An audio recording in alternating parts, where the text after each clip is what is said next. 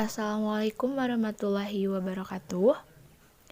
Kepada yang terhormat, Bapak Gilang Mas Ramadan MPD, selaku dosen pengampu mata kuliah landasan pendidikan.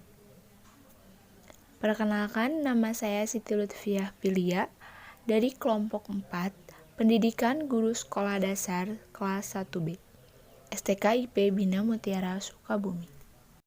Di sini, saya akan menjelaskan tentang landasan historis pendidikan. Yang pertama, yaitu sejarah pendidikan dunia. Pergerakan pendidikan mewarnai suatu sejarah bangsa karena adanya dorongan untuk memperkaya ilmu pengetahuan dan keinginan merubah kondisi suatu umat pada keadaan yang lebih baik. Perjalanan sejarah pendidikan dunia telah lama berlangsung mulai dari zaman Helenisme 150 sebelum Masehi sampai 500. Ada beberapa zaman yang memiliki pengaruh pada dunia pendidikan, yaitu pada zaman-zaman yang pertama yaitu ada zaman realisme, di mana intisari pandangan aliran realisme tentang pendidikan itu meliputi anak-anak harus belajar dari alam, belajar dengan metode induktif, mementingkan aktivitas anak, mengutamakan pengertian, serta ekspresi kata untuk menyatakan pengertian menjadi penting. Tokoh-tokohnya yaitu Francis Bacon dan Johann Amos Comenius. Yang kedua yaitu zaman rasionalisme. Aliran ini memberikan kekuasaan pada manusia untuk berpikir sendiri dan bertindak untuk dirinya. Tokoh pendidikan pada zaman ini pada abad ke-18 adalah Johann Locke. Teori yang terkenal adalah Leon Tabularis atau A Blank Sheet of Paper, yaitu mendidik seperti menulis di atas kertas putih, dan dengan kebebasan dan kekuatan akal yang dimilikinya, manusia digunakan untuk membentuk pengetahuannya sendiri. Yang ketiga, zaman naturalisme. Sebagai reaksi terhadap aliran nasionalisme, pada abad ke-18 muncullah aliran naturalisme dengan tokoh J.J. Rousseau. Aliran ini menentang kehidupan yang tidak wajar sebagai akibat dari rasionalisme, seperti korupsi, gaya hidup yang dibuat-buat, dan sebagainya. Naturalisme menginginkan keseimbangan antara kekuatan rasio dengan hati, dan alamlah yang menjadi guru, sehingga pendidikan dilaksanakan secara alamiah atau pendidikan alam. Yang keempat, ada zaman developmentalisme yang berkembang pada abad ke-19. Aliran ini memandang pendidikan sebagai suatu proses perkembangan jiwa, sehingga aliran ini sering disebut gerakan psikologis dalam pendidikan. Tokoh-tokoh aliran ini adalah Pestalozzi, Johann Friedrich Herbert, Friedrich Wilhelm Froebel di Jerman, dan Stanley Holt di Amerika Serikat. Yang kelima, ada zaman nasionalisme, di mana zaman ini muncul pada abad ke-19 sebagai upaya membentuk patriot-patriot bangsa dan mempertahankan bangsa dari kaum imperialis. Tokoh-tokohnya adalah La Chaptolais dari Prancis, Picht dari Jerman, Jefferson dari Amerika Serikat. Konsep pendidikannya adalah menjaga, memperkuat, dan mempertinggi kedudukan negara. Akibat negatif dari pendidikan ini adalah munculnya Chauvinisme di Jerman, yaitu kegagalan atau kecintaan terhadap tanah air yang berlebih-lebihan di beberapa negara seperti Jerman, yang akhirnya menimbulkan pecahnya Perang Dunia Pertama. Yang keenam, ada zaman sosialisme. Aliran sosial dalam pendidikan muncul pada abad ke-20 sebagai reaksi terhadap dampak liberalisme, positivisme, dan individualisme. Tokoh-tokohnya adalah Paul Northrop dan George Kirchensteiner di Jerman, serta John Dewey di Amerika Serikat. Menurut aliran ini, masyarakat memiliki arti yang lebih penting daripada individu. Ibarat atom, individu tidak ada artinya bila tidak berwujud benda. Oleh karena itu, pendidikan harus diabadikan untuk tujuan-tujuan sosial. Pendidikan pada zaman purba hingga zaman reformasi. Latar belakang sosial pada budaya setiap masyarakat pasti memiliki kebudayaan-kebudayaan yang berkembang. Dalam masyarakat nenek moyang bangsa Indonesia dan zaman purba disebut kebudayaan Paleolitik. Adapun kebudayaan pada kurang lebih 1500 tahun sebelum Masehi yang lalu disebut kebudayaan Neolitik. Kebudayaan masyarakat pada zaman purba tergolong kebudayaan maritim. Kepercayaan yang dianut masyarakat antara lain animisme dan dinamisme. Masyarakat dipimpin oleh ketua adat. Namun demikian, ketua adat dan para empu tidak dipandang sebagai anggota masyarakat lapisan tinggi, kecuali ketika mereka melaksanakan peranannya dalam upacara adat atau upacara ritual. Sebab itu, mereka tidak memiliki stratifikasi sosial yang tegas. Tata masyarakat bersifat egaliter. Adapun karakteristik lainnya bahwa mereka hidup bergotong royong. Tujuan pendidikan pada zaman ini adalah agar generasi muda dapat mencari nafkah, membela diri, hidup bermasyarakat, taat terhadap adat, dan terhadap nilai-nilai religi atau kepercayaan yang mereka yakini. Karena kebudayaan masyarakat masih bersahaja pada zaman ini, belum ada lembaga pendidikan formal atau sekolah. Zaman kerajaan Hindu dan Buddha.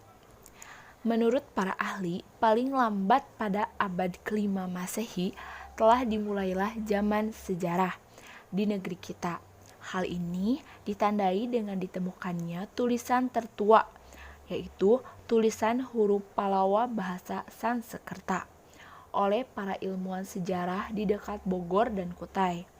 Pendidikan pada zaman ini selain diselenggarakan di dalam keluarga dan di dalam kehidupan keseharian masyarakat, juga di dalam lembaga pendidikan yang disebut perguruan atau paguron atau juga bisa disebut sebagai pesantren. Hal ini sebagaimana telah berlangsung di Kerajaan Tarumanegara dan Kutai. Pada awalnya, yang menjadi pendidik atau guru atau pandita adalah kaum Brahmana.